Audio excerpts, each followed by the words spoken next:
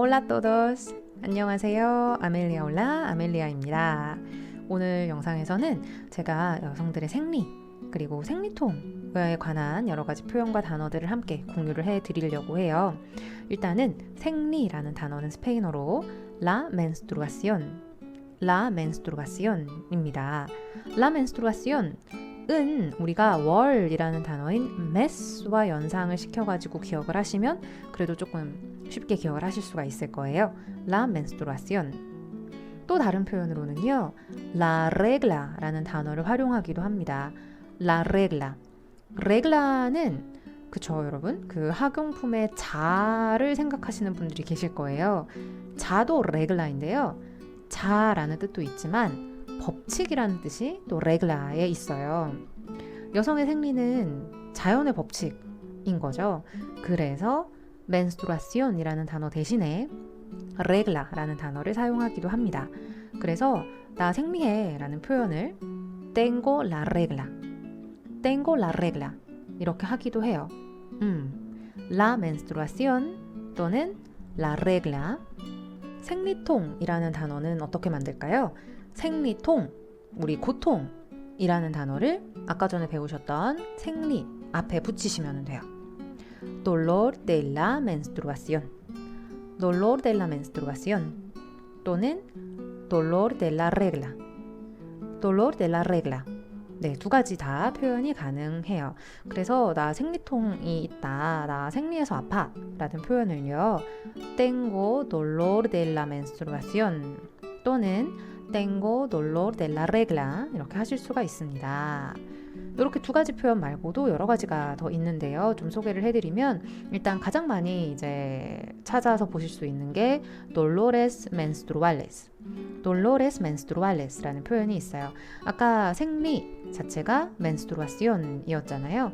dolores menstruales, 아까 menstruación에서 menstrual 이렇게 변화하는 거라고 생각을 하시면 돼요.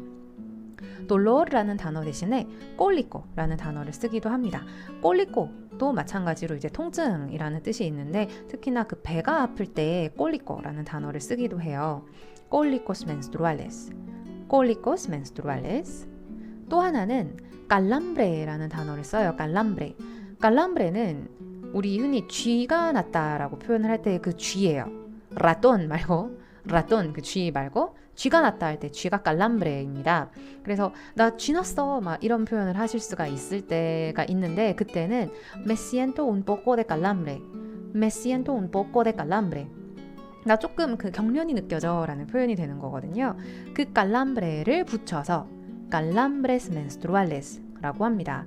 어느 정도 일리가 있는 게 생리통의 그 원인이 자궁이 수축하면서 이제 나오는 그런 고통이라고 하거든요. 근데 수축이 되는 게 뭔가 쥐가 나는 것처럼 딱 오그라드는 느낌이 있는 거니까 calambres menstruales라는 표현도 스페인어로 사용을 해요.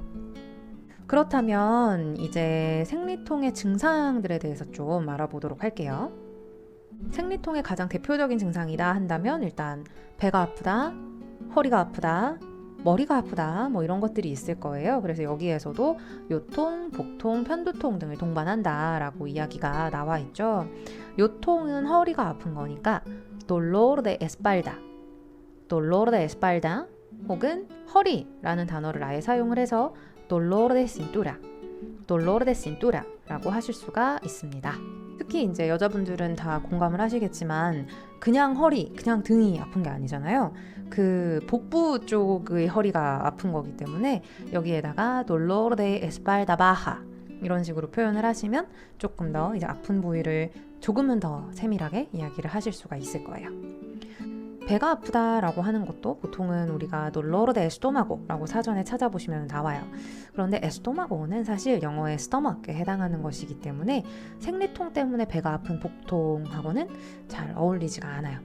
그럴 때는 이제 어떻게 사용을 하시냐. 일단 dolor de barriga, 그냥 이제 배 아프다고 dolor de barriga, barriga라는 단어를 사용을 하실 수도 있고 또는 조금 길기는 하지만 en la parte inferior, en la parte inferior del abdomen 하면 상당히 디테일하죠.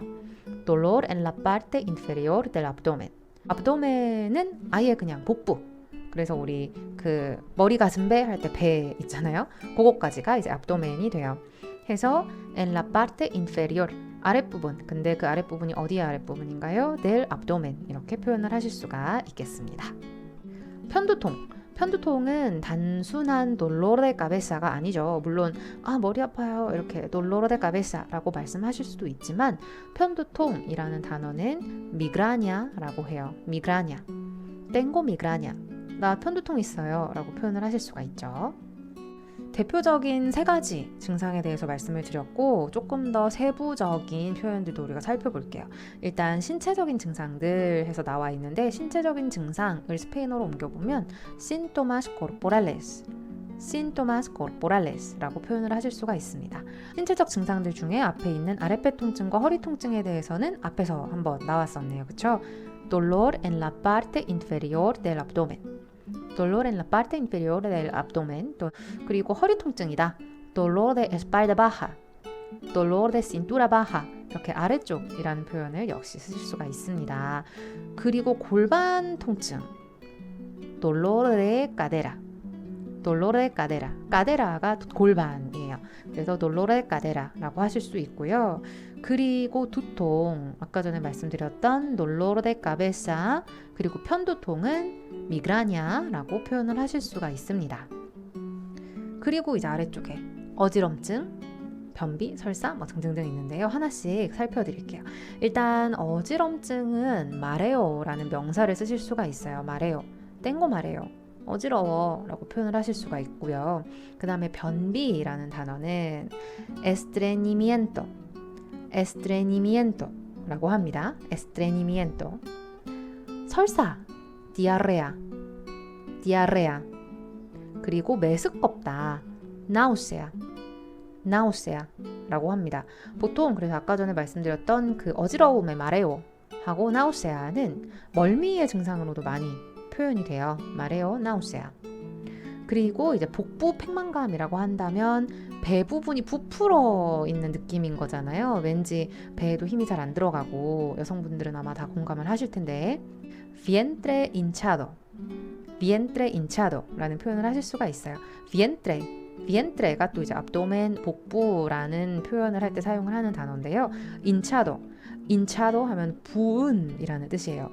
그래서 부은 배, vientre hinchado 라고 말씀을 하실 수가 있어요. 이런 신체적인 증상들도 있고 그리고 심리적인 증상이다. 심리적인 증상은 또 이제 스페인어로 síntomas mentales 라고 표현을 하실 수가 있어요. 네, 벌써 막 나 그렇지 이런 느낌이 들지, 괴물로 변하지 막 이런 생각이 드시죠. 여기 일러스트레이터들도 아주 잘 표현을 해주고 있는데요. 일단 처음에 나와 있는 게 우울감 또는 긴장감, 괜히 막 깔아지고, 그쵸?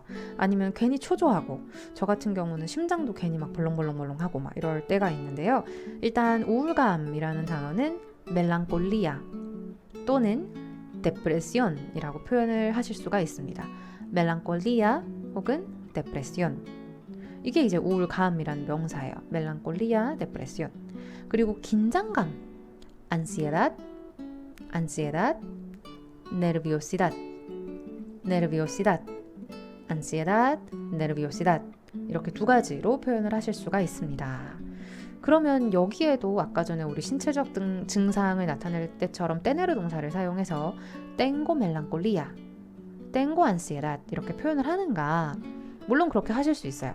그렇게 하실 수도 있으나 아무래도 요거는 감정의 상태를 나타내는 표현이라서 관련된 형용사 앞에 estar 동사나 sentirse 동사를 사용을 하는 편도 있습니다.